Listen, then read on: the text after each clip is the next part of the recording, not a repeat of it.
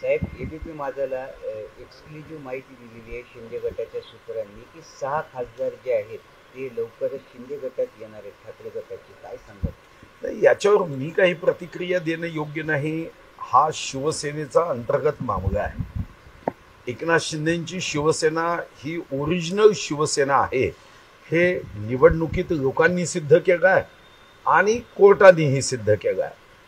आता ओरिजिनल शिवसेनेमध्ये जर उद्धव बाळासाहेब ठाकरेंच्या शिवसेनेचे खासदार ही स्वर्गीय हिंदू हृदय सम्राट बाळासाहेब ठाकरेंची ओरिजिनल शिवसेना आहे हे समजून सहकार्याचा हात पुढे करत असेल तर लोकशाहीमध्ये याला कसं थांबवता येईल? शेवटी बहुमताने निर्णय होतो. एक व्यक्ती पार्टीला धरून बांधून पुढे नेऊ शकत नाही.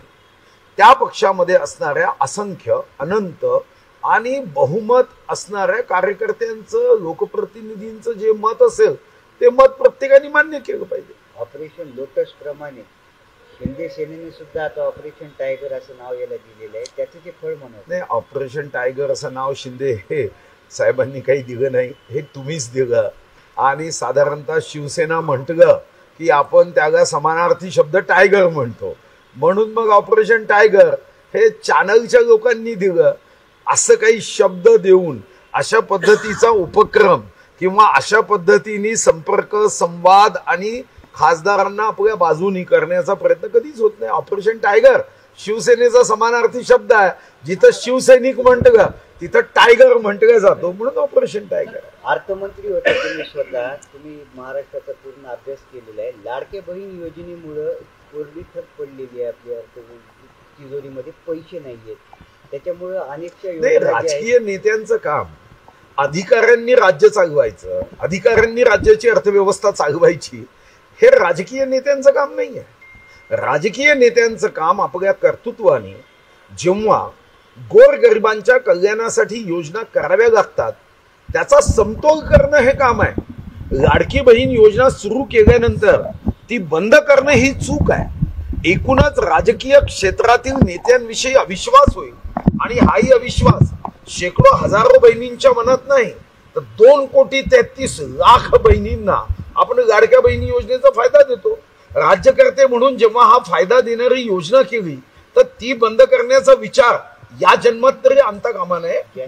या दृष्टीने जर आपल्याला आपली आर्थिक शक्ती वाढवायची असेल तर त्या दृष्टीने मात्र $1 ट्रिलियन इकॉनॉमीचा विचार केला पाहिजे. आपल्या राज्याची आर्थिक सुधारणा कशी करता येईल, विविध क्षेत्रामध्ये उद्योग असेल, शेती असेल, सेवा असेल, रोजगार असेल, कृषी असेल, या सर्व क्षेत्रामध्ये आपण उपाययोजना करून आपली आर्थिक शक्ती वाढवायची आहे.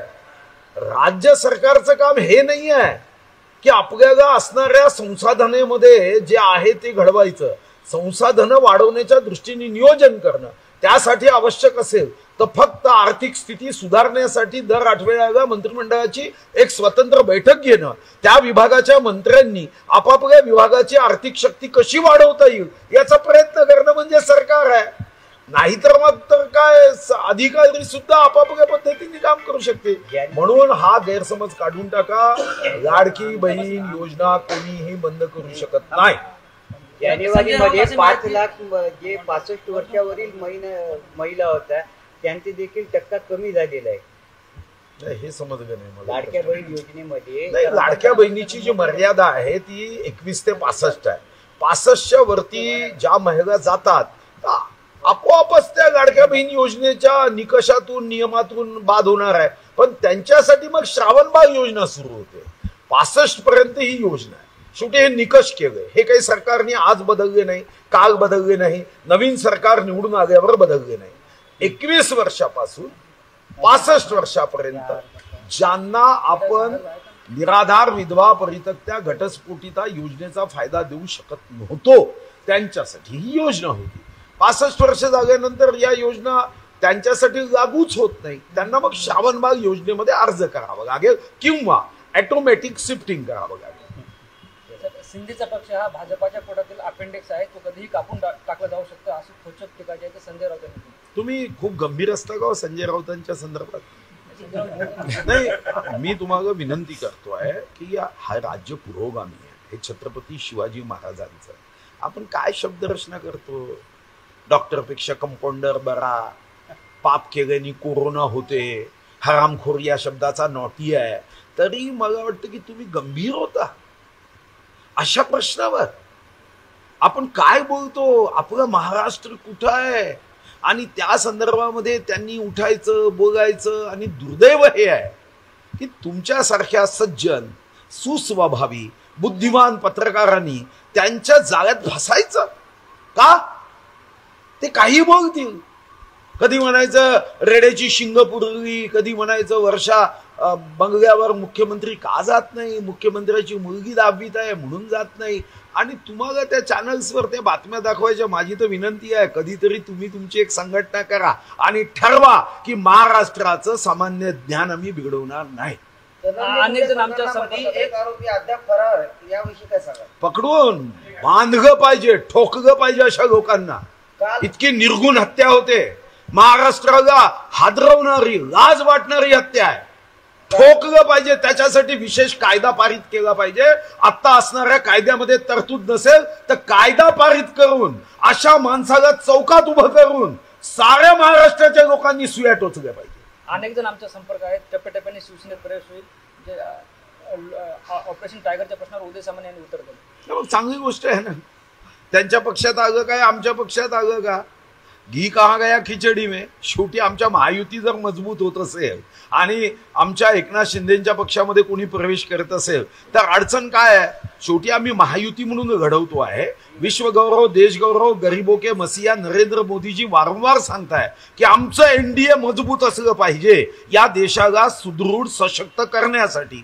तर मग हा प्रश्न कुठं उपस्थित होतो? आमचे काही स्पर्धक आहे का एकनाथ शिंदेजी? आमचे सहकारी आहे. आणि नुसतं सहकारी नाही आहे, अशा प्रसंगात सत्तेला पाठ दाखवून सत्तेची बाजू त्यांनी घेतली आहे. जेव्हा मान्य उद्धवजींचं सरकार होतं आणि वल्गना केल्या जात होत्या, आता 50 वर्ष आमचं सरकार राहील, काय वल्गना होत्या.